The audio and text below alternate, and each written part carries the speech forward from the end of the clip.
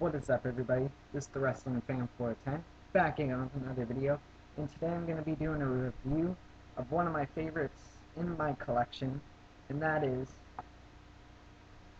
WWE McMahon, sorry about that glare, 2-disc collector's edition. All of them are 2 discs, so it's not really a collector's edition, but anyways, I'll just give you guys a look on it, and then I'll read you the back, and I'll give you my review, my thoughts on it. McMahon, and then the back right there. Then you got some matches there, some pictures. Anyways, I'm just gonna read you the back right now. So yeah, just who is Vincent Kennedy McMahon? To some, he is the sports entertainment innovator and a visionary corporate leader of a multi-million-dollar company. To others, he is an evil, personified, the manipulative, sadistic boss of a choral of WWE superstars who take great personal pleasure in making others suffer. This 2-disc set is a complete look at the blurred reality between Vince McMahon, chairman of the WWE, and Mr. McMahon, TV's boss from hell, including candid comments from WWE superstars and other members of the McMahon family. All of his infamous moments are included as well as, and then they have the matches here. I'll review them after. I'll just show you the insert. The DVDs are just simple.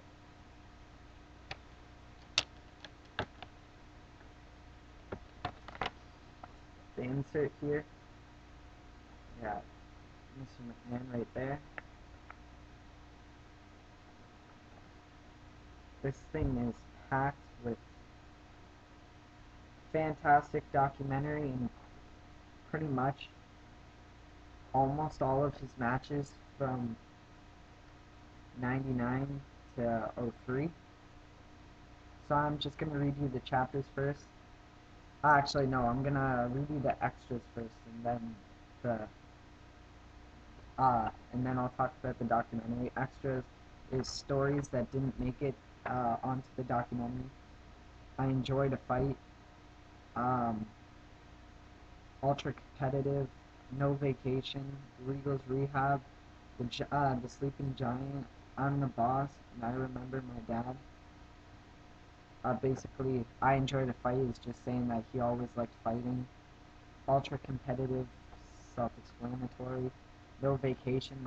He was talking about the last vacation he had, and he was working on vacation. Regal's rehab. When William Regal first came to the WWE, he had some problems, and Vince paid for all of his rehab. The Sleeping Giant. This is actually a funny one. It's about the Big Show and how Big Show was on this plane and he was sleeping on a sleeping bag or something. No, on like an air mattress, and Mr. McMahon popped it just to make sure that Big Show didn't have a good sleep. And then I'm the boss, and I remember my dad. Extras, Slammy Stand Back. I believe that's just the Stand Back music video. And WKM training package. I believe that's the Royal Rumble 99 training package. Deleted scenes, the motorcycle, WWE Championship, 9/11 SmackDown taping, struck in his ways in the walk, motorcycle when he loved his motorcycle, and once he got in an accident and Linda wasn't very happy. WWE Championship was talking about when he won the... Oh, I believe that's when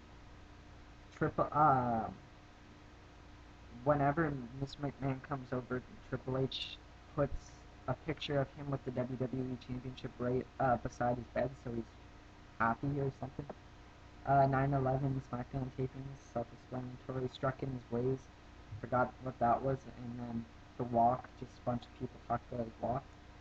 And then now the matches, him versus Steve Austin on oh my goodness, on Raw, 1998, steel cage match against Austin, St. Valentine's Day Massacre, handicap ladder match, uh, him and Shane versus Austin, King of the Ring 99, no holds barred against Triple H, Armageddon 99, one of my favorite matches of all time actually. Uh, street fight against Shane at WrestleMania 17, street fight against Ric Flair at Royal Rumble 2002, street fight against Hogan at WrestleMania 19, I Quit match against Steph at No Mercy 2003, and Buried Alive match against Taker at Survivor Series 2003. Yeah. So anyways, the matches are decent. No matter how much you want to say about his wrestling ability, I find that he puts on a good match. He's not the greatest wrestler of all time, that's for sure. He's probably one of the worst. But he always seems to put on a good match. Out of all the matches he's had in his career, I think there's only been like three bad ones, or three that I didn't really enjoy. Anyways, now let's get on to the documentary. I'm not going to read you all the chapters because there's 29 chapters, but it basically starts out him talking about his father and how he owned the business, and then I guess the announcer quit uh, the day, and then Vince's dad said to Vince, that's not what he said. Uh, he said that you're gonna do it. Vince said he's never done it before. He's like, that's fine. And then eventually his dad sold him the company and he became the promoter, and he wanted to not just keep it a territorial, he wanted to take everything and make it bigger. He was talking about WrestleMania, and then they go into the Monday Night War, which again they're talking about the Monday Night War and just everything that happened in there. And then the birth of Mr. McMahon, they just talk about his character and stuff like that, and how he became this evil man. Evolution of Mr. McMahon, that's when it got bigger, like his character, when he got more heat. Austin versus McMahon, this is just talking about how intense the rivalry was, and just everything about it that you needed to know, and talking about like just showing clips and stuff. The athlete, nothing much there, the chairman. Then they go into XFL. Joey Styles says that this could have been really big, but he made it turn into wrestling. The first thing that you saw was The Rock saying on the Jumbotron, and then you see Vince McMahon come out in an XFL jacket and saying, "This is the XFL," and then we talked about like the cheerleaders who he called strippers, and yeah, and then they go into him being a risk taker and stuff, and saying that no matter how bad he is in the ring, he leaves it all in there for the fans. He genuinely cares about them, and when he gets in that ring, he knows he wants to put on the best show possible. I'm not going to read you everything. They go into Triple H and Stephanie McMahon dating in real life, and how Vince said that it was okay at first, but then after he changed his mind and said he didn't want them to date, which Triple H and Steph then started seeing other people, but then they got back together. Talking about how he's a ladies' man and how he seems to work an angle with pretty much every diva where they're either kissing him or in some way or another being sexually harassed. And then they talk about father versus son in that angle and stuff, and how Vince remembered wrestling Shane when he was like 7 years old, jumping off that couch and like doing the kick, and now he's doing that, but he's like 230 pounds and just bam, right into him at WrestleMania 17. They talk about the Kiss My Ass Club a little bit, but nothing too special there. They get into the brand extension, and then they go into when Vince hired Eric Bischoff and said, and they're like, they went into it, and Vince apparently told Steph that this is the best way I can getting Eric back, because now he has to work for me, and that's one of the worst things apparently, or something like that. Father versus daughter, their match at No Mercy, the I Quit match, and the fact that the wedding was like 1 week away or less than a week away, and Shane, Triple H, and Linda all threatened him, saying that if there's one mark on her, then they're never going to talk to him again and stuff like that, and they'll never forgive him. And then I guess after the match, Vince went up to Linda and said there's not a mark on him and stuff like that. They go into the whole "you're fired" thing, and how as much as that really is a famous word on TV, he does use it in real life and stuff like that. And yeah, then they go into like the last thing, which I think is probably a great way to end it. They go in from they talk about him as a grandfather and how he looks like this mean man on TV, but really he's just regular man, and he's a grandfather. He loves his kids. He definitely loves his grandchildren. Um, he plays with them and stuff like that. Apparently, Steph was walking past the room, and he could Shane was walking past his kid's room, and they could hear them making some noises and stuff, just playing around. And yeah,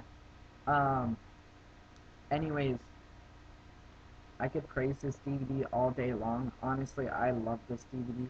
If you guys don't have it, I really think you should pick it up, because not only is the documentary good, there's a pretty good selection of matches, I feel. I mean, anytime I get to watch Armageddon 99, I'm happy. I don't know why I love that match so much, but I just really enjoy it. Like I said, the documentary is amazing, in my opinion anyway. I think it goes very in-depth, and it's not really that kayfabe at all. There's everyone in it that you want to be in it. There's pretty much everyone in the McMahon family that you want in there. I just stubbed my toe. Vince is in there, Steph, Shane, Linda. You have Triple H in there a lot, and then just some superstars. You have also like Jim Ross and stuff.